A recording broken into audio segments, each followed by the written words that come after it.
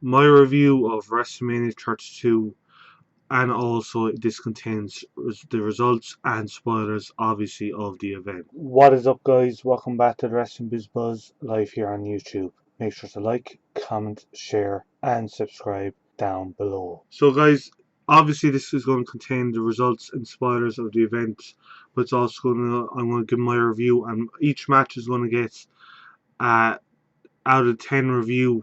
I'll be grading it out of 10, just to point that one out, because I did last review I rated it out of, I believe, 5, but I'm changing up to 10. Basically, the show kicked off with Renee, Booker, and Lita hyping the events going forward in the show.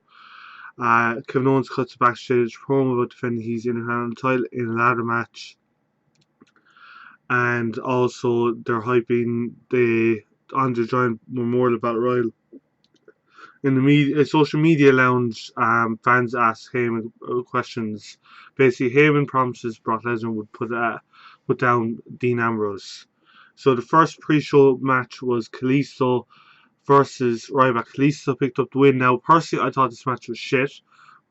I was saying it all along. I just didn't get why they were putting this whole match together. Now, another thing I'm going to point out, I'm going to be doing how I would book the next pay-per-view coming after seeing results of this.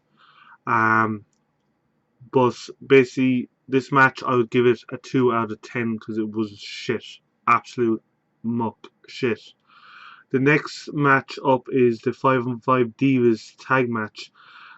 Team Total Divas, Eva Marie, Brie Bella, Natalia, Alicia Fox, and Paige versus Summer Rae, Emma, Naomi, Lana, and Tamina in the team of Bad and Blondes. Basically, the winners was Team Total Divas, obviously, because they were always going to win it because over the TV show, which was kind of an obvious point. One thing to note in the match, Eva Marie was in the ring, she was getting booed out of the fucking building, and I mean booed out of the building.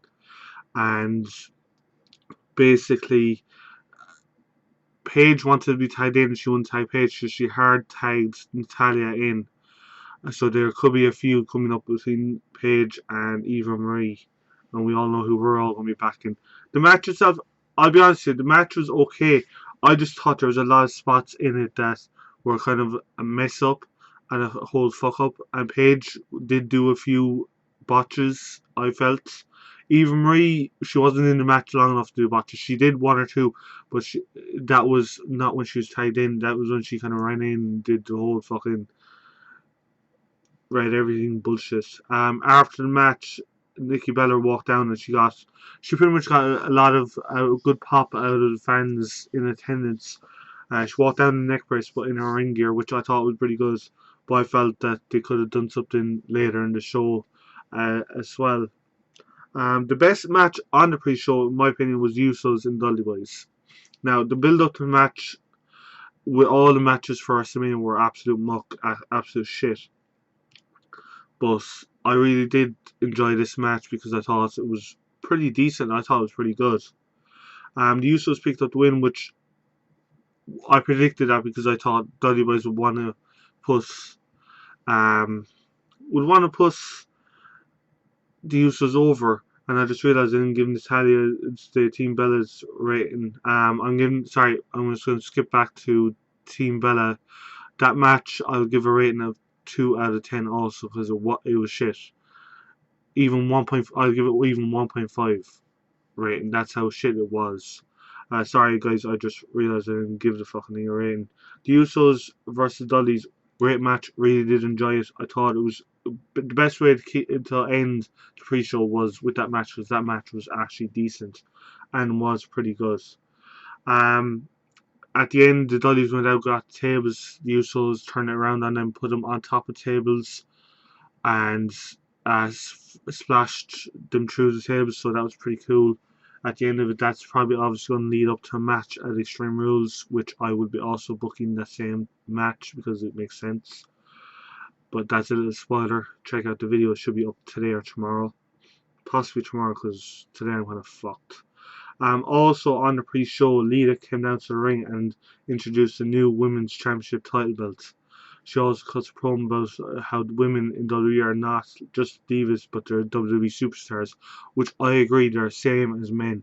They deserve the same standout, same points as men. Now the title itself, white leather strap, looks the exact same as the WWE title, bar the main emblem is a red background, which I don't like. I think they should have just left it white because it would have made it would have been fine. Would look nice and still different than the WWE World Heavyweight title.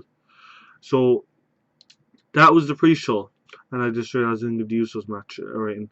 That match, the Usos, is a 4.5 out of 10, because it was a good, decent match, and it was the best of the three, without doubt. And I know that's kind of obvious, but anyway. The next match is the Intercontinental title match. Now, this person is leaving me scratching my head. Zack Ryder picked up the win. If you haven't seen my live reaction, it's up in the top right hand corner. Check that out. Basically, you see my reaction because it didn't make sense. I'm happy that Zack won the title, and I'm happy he essentially had his WrestleMania moment. Don't think he's going to hold on to the title too long. I would imagine he will drop it at Extreme Rules or at the latest at WWE Payback, the following pay-per-view. The match itself, I think, was one of the best of the night, and I will go on record and I'll say it was one of the best of the night. It was really good. I really did enjoy it. Sami Zayn, I still stand by. Think he should have picked up the win because it should. Because I wanted to see another ladder match at Extreme Rules versus Sami versus Kevin Owens for the Intercontinental title. I think that would have been a bigger, better match. Um, there's not much else I can say about the match. The match was, as I said, like, it was one of the best. If you haven't seen it, watch it. The way the match ended was Miz standing up, gloating, which I was like, the match is definitely not over because he's not going to win the title. He was standing up above whatever. Um, Zack Ryder came into the ring, picked up the ladder and kind of pushed him off, put him through another ladder, or was it another ladder? He basically pushed him off. Lads, it was last night. I'm fucking wrecked tired, so I could be getting this a little bit wrong. And Zack climbed up, picked up the title. Zack's dad actually ran into the ring afterwards and gave him a hug and celebrated with him, whatever. The match itself, the rating I'd give it was a 6 out of 10 because it was a good match. It was definitely worth a watch, and that's one thing I'd say. The next match up now, AJ Styles versus Chris Jericho.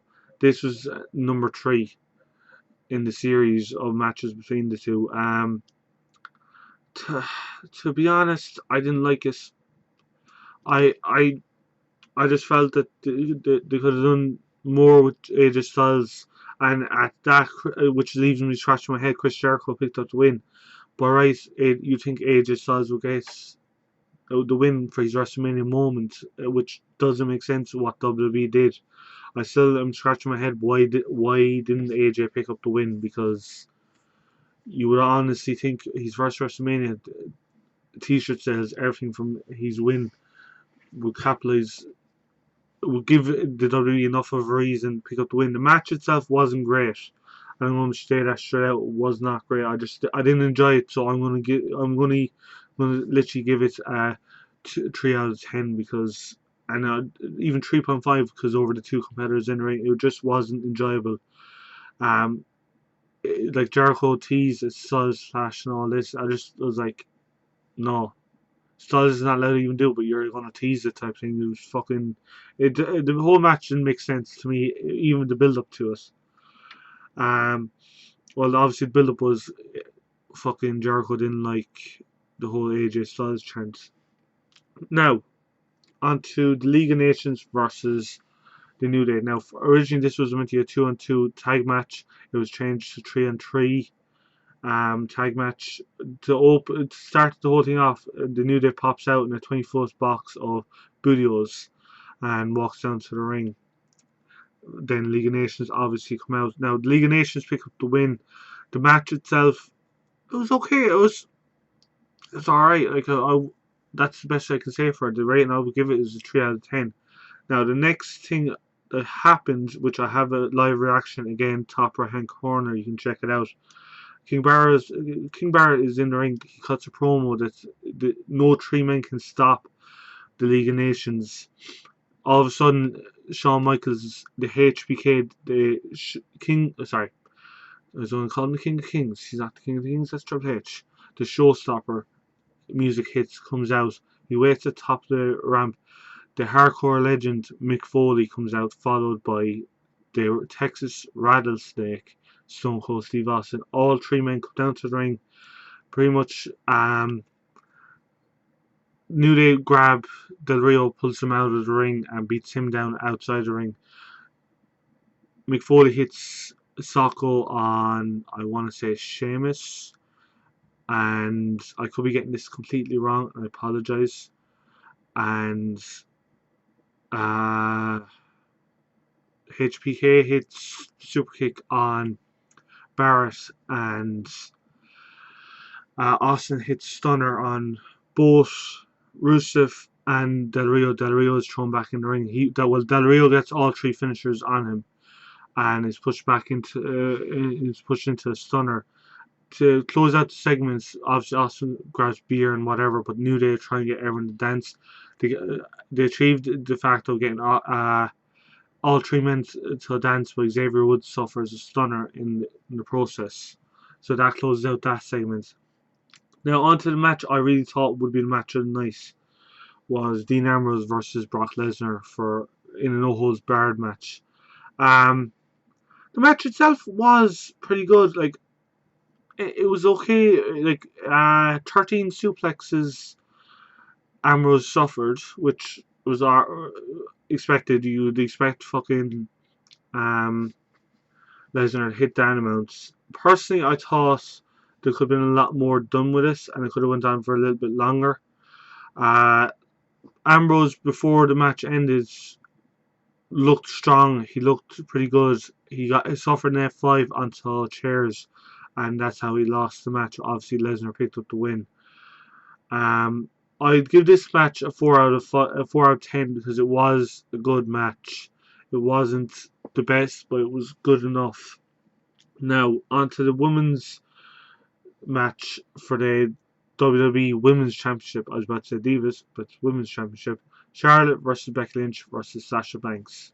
Now, all three women attempted pins within the first minute or two, which was kind of going back and forth. It was okay. Like, pretty much Banks hit the bank statement on Lynch, but Charlotte broke it up and locked in the figure eight on Lynch for the win. Now, it should be noted Rick was holding Sasha out on the side, so that's how Sasha didn't get in to break it up. The match itself, I honestly would give it a 6 out of 10. It was a good, decent match. I really did enjoy it. It could have been a lot better, but for what it was excellent. Now, again, you'll always look at stuff. Oh, it could be a lot better. It could have been by far better and whatever. But I thought it was pretty good for a Divas match of the past couple of years, which we haven't seen great Diva matches. But this was pretty good. Check it out. It was worth a watch. Onto the Hell in a Cell match: Shane versus The Undertaker. If Shane wins, he obviously contains control of WWE. Undertaker loses, he never wrestles at WrestleMania again. But The Undertaker picks up the win, and then Vince McMahon gets full control of WWE. Basically, Undertaker won, obviously, because it is, well, the fucking Undertaker. Now, it was a really good match. At times, you thought Shane could necessarily pick up the win. He didn't. He hit a coast to coast, which I was pretty happy to see because we all knew it was going to happen. And something that I predicted in my prediction video, that Shane would jump off top of Hell in a Cell. He did. I have a live reaction of that too. Check it out. The match itself was pretty decent. Like, I'll give it a 5 out of 10. It was no way the worst match of the night, but no way close to the best of the night. Now on to the Andre the Giant Memorial Battle Royal. I still am scratching my head even after watching why it was moved to the spot that it got. So bear in mind, it got third last of the show, which doesn't make sense. But anyway, superstars who were in it, was Damien Sandow, Victor, Connor, Fandango, Tatanka. Yes, Tatanka was actually in it. Adam Rose, Bo Dallas, Curtis Axel, Heath Slater, R-Truth, Goldust, Darren Young, Tyler Breeze, Jack Swagger, Diamond Dallas Page. Yes, he was in it. He got his own entrance as well. Kane, Mark Henry, NXT standout, Baron Corbin, Shaquille O'Neal. Now, the winner was Baron Corbin. No issue at all.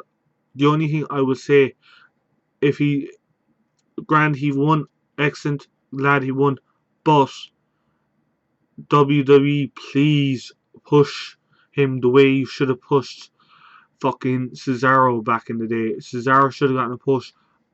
Baron Corbin is not the worst. Now, he's not great on the mic, and I'll say that, but he is good enough for the main roster, and he is better than some of the guys on the main roster, like talking about Tyler Breeze, Jack Swagger, Darren Young, fucking Curtis Axel, Bo Dallas, Adam Rose.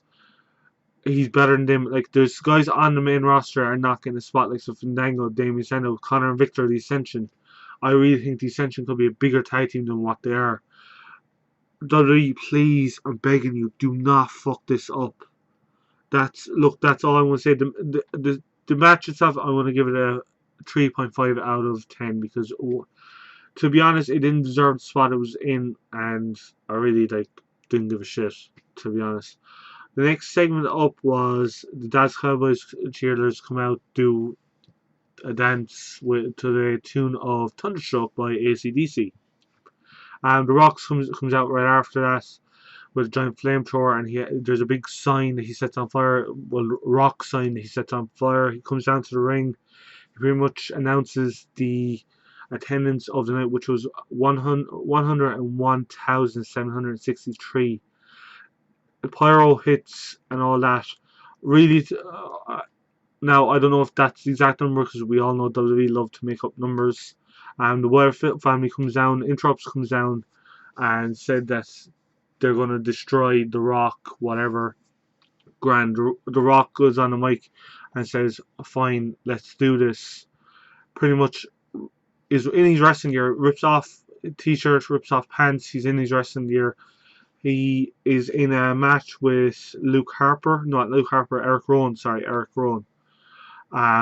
He hits the rock bottom, pins him 1, 2, 3. The match lasts 6 seconds, which is WrestleMania record that has hold now, which I didn't like the fact that it was just literally Eric Rowan was shit. That's how fast you can beat Eric Rowan type thing. I just didn't like it. After that match, basically the 3 men got up in the turnbuckle and was about to attack The Rock, but Cena's music hit, runs down, makes a save. Cena hits his AA, Rock hits Spinebuster. I don't think he hits people elbow. He hit people elbow. I could be wrong in saying that. And he hits rock bottom as well to close out the segments. The main event. Sorry, I didn't. The Rock and Eric Rowan segment, I'm going to give it a 2 out of 10. And the only reason is because I felt they squashed the Wyatt family and Eric Rowan, because having a guy lose at WrestleMania in 6 seconds, it's like Daniel Bryan, you have him lose so fast, it's fucking bullshit. I think they wanted to kind of get rid of the whole Daniel Bryan was beaten 18 seconds maybe, but I just thought, right, grand, I agree about getting rid of it, but same way it's kind of like do it someone like Bo Dallas because he's shit. His gimmick is shit. Like, I'm not saying the roster itself is shit. I'm talking about his gimmick. So on to the main event: Triple H versus Roman Reigns. Now, where to start? This match was shit. Firstly, the Triple H's entrance, I was actually looking forward to before it happened. It was actually absolute shit. So I want to point that one out first. Roman Reigns' entrance, he miscued his whole fist into the stage where the pyro goes off. He miscued that. Fair play, Roman. The whole match was kind of shit. Towards the end, Roman hits a spear on Stephanie by mistake. Then Triple H hits the pedigree straight away on him, and Roman obviously kicks out. Whatever. The match ends with Roman picking up the win. I personally didn't want Roman picking to win. I think nobody did, but I didn't want Triple H holding on to the title either. So it was kind of like, who do you go for type of thing. Personally, I think WWE needs to turn Roman heel. Like I've said this countless times. You check out videos on the channel. I've said this enough times that, come on, WWE, just fucking do it. Like the match itself, I'm giving it a 2 out of 10 because now, although Roman had a great match last year against Brock, this match was, I don't like, it was so really bad. Triple H, I personally think Triple H carried the match. And even for that, I'm going to change it, give it a 3 out of 10 because Triple H did really carry the match. Roman wasn't good, and I know people are going to say, "Oh, you're just getting on the hate Roman bandwagon." It's like, no, it's just he wasn't that good in the match. He is not a bad wrestler. Now, he's not by any means a fucking top 5 wrestler in the company, but he's not as bad as he was last night. Now, you can take that what way you want, but that's my own personal opinion. Now, the whole rating that I give the whole pay-per-view, personally, I only give it 4 out of 10. It was probably a really bad pay-per-view. The main event would remind me a lot of WrestleMania 25, Triple H versus Randy Orton. That, if you remember that match, you'll know what I'm talking about and how it felt. Because it felt a lot like that. Um, but like 4 out of 10, that's a generous, and I'm being generous with 4 out of 10 for the pay per view because wasn't great at all. Like WWE kind of, even with build ups to all the matches, was fucked that up. Some of the matches made no sense, like Undertaker versus Shane. Why was Undertaker fighting on fucking Vince's side type of thing? None of this made sense. Ryback versus Kalisto. Sorry, nobody wants to see that. If Kalisto went up against a smaller guy, even Sami Zayn, I would have preferred, obviously, if you had Sami Zayn versus Kalisto for the US title and AJ Styles versus Kevin Owens for the Intercontinental. I don't know. Maybe you guys comment down below. Let me know down below. Would you want to have seen that opposed to the matches that were there? Um, but look, there's nothing else I really can say. Like the pay per view wasn't what it should have been. What WrestleMania is and would always be kind of in everyone's mind.